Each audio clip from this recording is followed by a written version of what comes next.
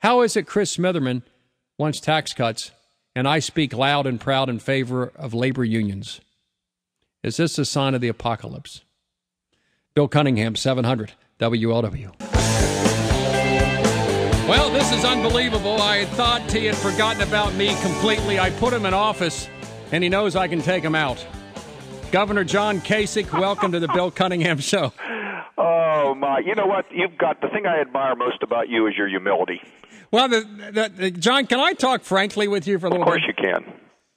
I have a sense that you're being misled by individuals in Columbus that have misdiagnosed the problem, and that this is a solution in search of a problem. And may I tell you what I'm feeling? Mm-hmm. Sure.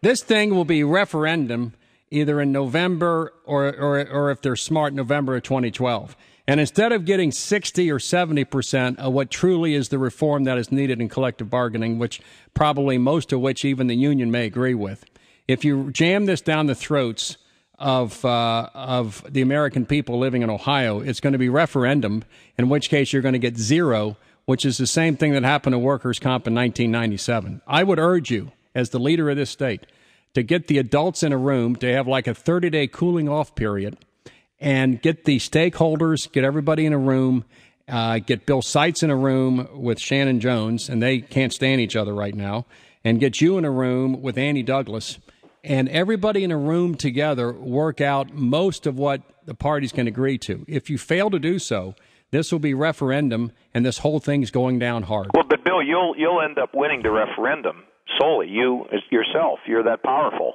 Maybe. Yes. Hey, Bill, look, here's the thing. What we're talking about here, and, you know, I had my own bill, my own philosophy, my own ideas about what we need to do here, is we're going to give workers the ability to collectively bargain on wages and some working conditions. But we have estimated that in fiscal year 10, that this has cost the state, the current legislation, $200 million, and we estimate that the impact on local government has been about $1 billion. Now, when you go to work, you know, you can generally negotiate your wages and some of the other conditions as to, you know, how you're evaluated and work rules and things like that. But you don't get in the business of negotiating your pensions. You don't get in the business of negotiating what you have to contribute to health care. And so, you know, this bill is a very reasonable bill. Let me give you one other example. Binding arbitration. Now, the idea that we have a system where an outsider can come in and impose on a local community a settlement that drives a local community potentially towards bankruptcy or forces them to raise taxes, which then drives businesses out, is not acceptable. I'll give you the exception. It's a trial de novo. Let me. I don't even know what that means, trial de novo. Let me tell you what we propose. Okay, what do you propose? We propose exactly what they have, I'm told, in New York State, that we get an independent to come in and do fact-finding. They take into consideration the needs of the worker, and they also take into consideration the taxpayers in the community to decide what is affordable. And then the elected body there gets a chance to vote on the settlement.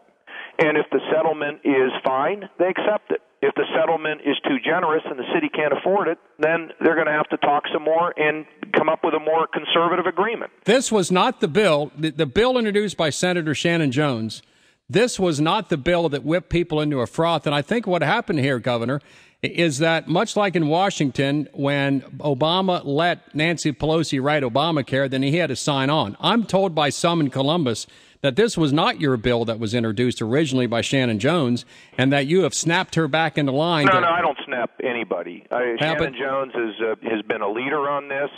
But, you know, I have met with the Senate leadership, with Tom Niehaus, and there have been some changes made to the bill, we think improving the bill, and I think the bill is entirely reasonable. But, Bill, no matter what we do, it's likely to be referendum, and then the people of the state are going to have to decide if we're going to create balance between government workers and taxpayers. The message is not getting out. Well, Bill, I think it is getting out. You know, I've traveled all over this state. The coverage that I've received has been very, very fair.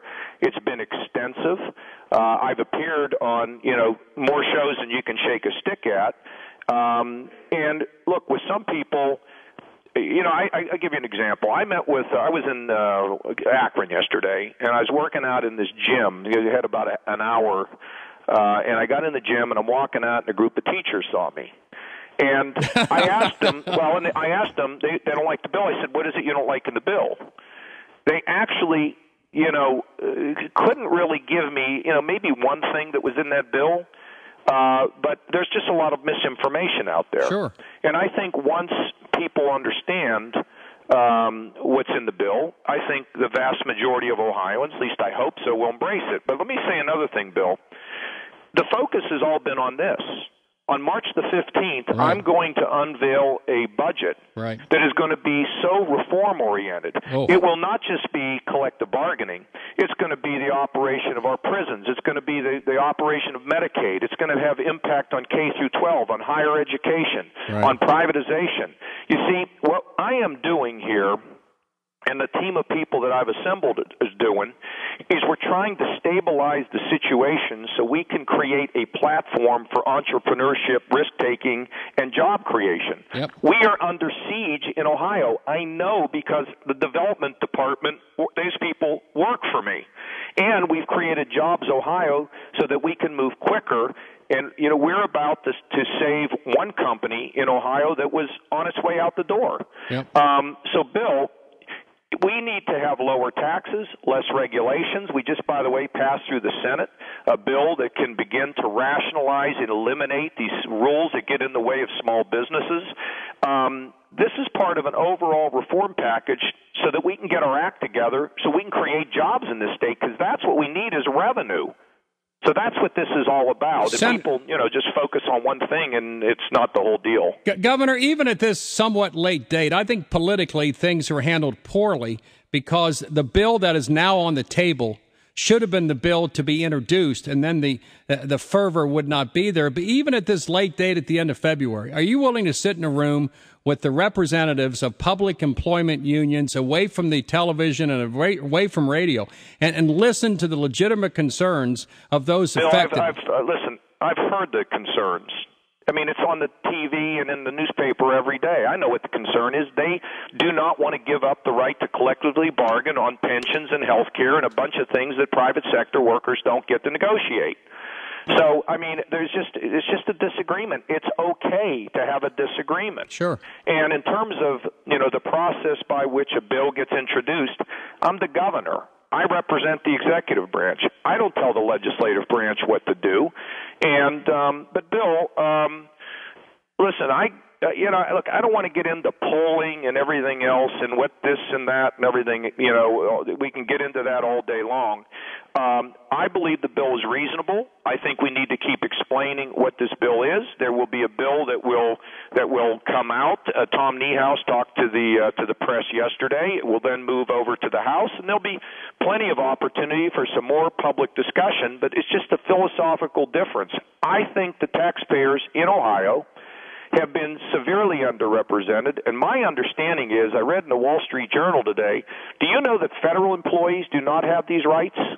Do you know that Congress has not given their own employees the right to negotiate on all these different things? I read that. Well, I mean, and do you know what private sector, people say, well, when's the private worker going to sacrifice? Well, let me tell you about that. The private sector worker probably doesn't have a pension. They probably have a 401k that got hammered. Many companies have reduced the match for their 401k. Their health care, if they have it, is usually probably not all that great, and over 9% of us don't have jobs. I mean, there's been plenty of sacrifice by the taxpayers, and we're not asking public employees to go beyond what everybody needs to do to get ourselves straightened out. Bill, we have lost more jobs in Ohio in the last 10 years and more aggressively in the last 4 years than every state in the country except for California and Michigan. The idea that we're going to just sit around and not make the changes that are necessary to stabilize this state is wrong for the kids in this state who keep leaving this state because there's no opportunity here. And it creates hopelessness in our communities. I'm not going to be part of that. Governor, over the next 6 to 8 weeks, the bill that is currently on the floor in a committee in the Senate will not be the final bill that comes out that you sign. Would you agree? Well, I think there'll be some modifications to it. Yes, I think there will be some. Why not listen? One of the things with romance is just not the fact that I know what you're going to say, but if you get into the room with the people who actually are affected and give them a chance to vent and give them a chance to hear you, not screen through CNN or Fox News, but mano a mano. I am led to, and I spent Bill, 7 where do you think? I don't live in a bubble. I know what they're concerned about. I've spoken to them. Meet with them, Governor. Well, Bill, the simple fact of the matter is that a lot of my people that put this stuff together have spoken to them. But okay? the governors, you got to get in a room with them, Governor. Bill, let me explain to you. I'm not going to let you put me in a position to say that I don't listen. I've listened, I've heard, I've made a decision, Bill. Why don't I sit you in a room with Geraldo and have you work everything out? Well, okay, I saw you on TV yelling and screaming at him. Okay? No, that wouldn't work. Yeah, but I'm just saying to you, I have considered all of these things. See, I also am aware of the fact that back 27 years ago when they jammed this legislation through, it created an imbalance. And what I want to do is to create a balance. And I think the balance is right. And I have spoken to public employees. I just spoke to a teacher just the other day when I was exercising 3 or 4 days ago. And he and I talked about it. And he said, I don't like all this, but I support it because if we don't do it, we're going to get a tax increase anyway, and I'm not going to provide one. So it's not like I'm not talking to people. Bill, I've talked to a lot of people. But, we spent a lot of time in Ohio talking. And the governor's done talking. You're walking. It's time to do some things. And now, lastly, do you recall a conversation that you and I had at the Serpentine Wall with your lovely wife and children off to the side just before you were introduced at the Serpentine Wall on Saturday about 1 o'clock, 3 days before the election? It was very windy, I remember. You and I stood off to the side, and you said to me, Bill, in a few months, I'm going to be really unpopular for a while, and there's going to be all kinds of forces and people in Columbus that are going to keep pulling me one way or another. But at the end of the day, if I'm a one-term governor, I'm going to do what I think is right, irrespective of the politics. Bill, the reason why I refer to that is I spent 10 years of my life to take us to a balanced budget. I had George Bush the first angry at me. I had Dick Cheney furious at me. I had the Republican Appropriations Committee, wishing all kinds of bad things that would happen to me. I had a fight with Democrats in the Clinton administration all the way through a government shutdown. And you know what? In 1997, I was the chief architect of the first balanced budget since we walked on the moon. We paid down the largest amount of the national debt. We cut taxes on risk-taking and investment, and families were strengthened in America because we had jobs and prosperity. Now, Bill, if you spend your time putting your finger in the air and taking, this testing what the wind is. Reagan didn't do it.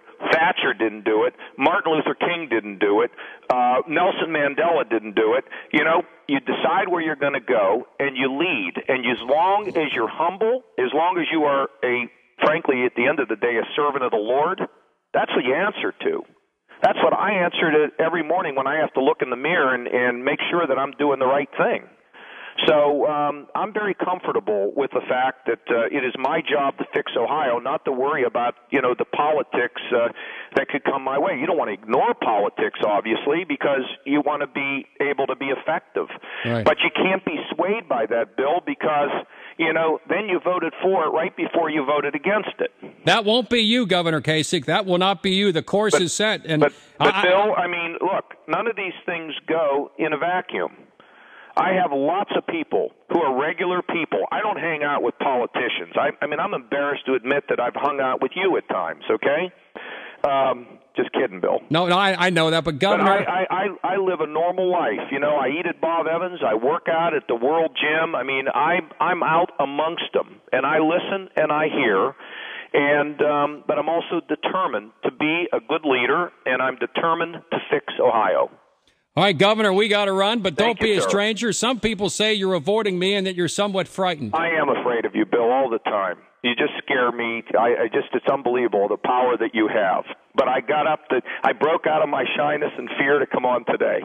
God bless you. We'll do it again. All right, Bill. Thank you. Thank you. Bye. 700 WLW.